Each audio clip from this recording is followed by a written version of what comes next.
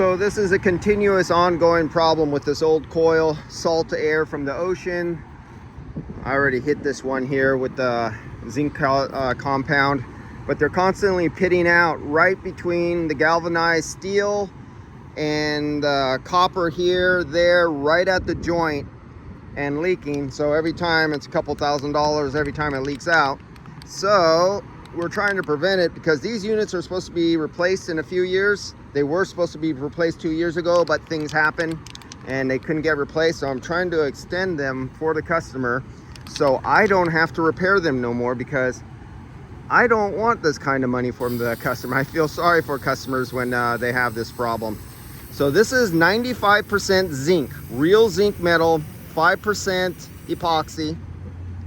And basically I am just hitting it over the copper and the galvanized metal, which is zinc. Zinc is galvanized. And right down in here, I hit it really at an angle way down in there, and it makes it far back down through the tubes.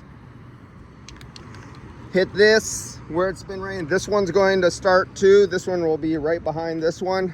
I've already, and you have to clean everything first.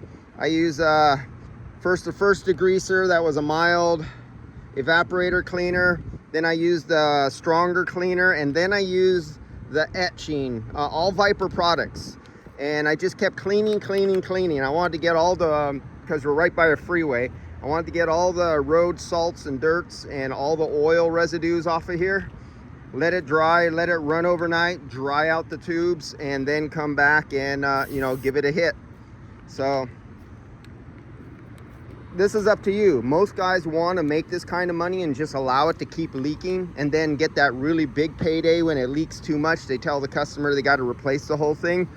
But if you do this, if you don't want this kind of work because you're making too much on other jobs that you got to do, help your customer out and let the unit last a couple more years without ever needing any service. Yes, some of you will think you're putting yourself out of business, but if you don't want to do that work in the end, save your customer some money.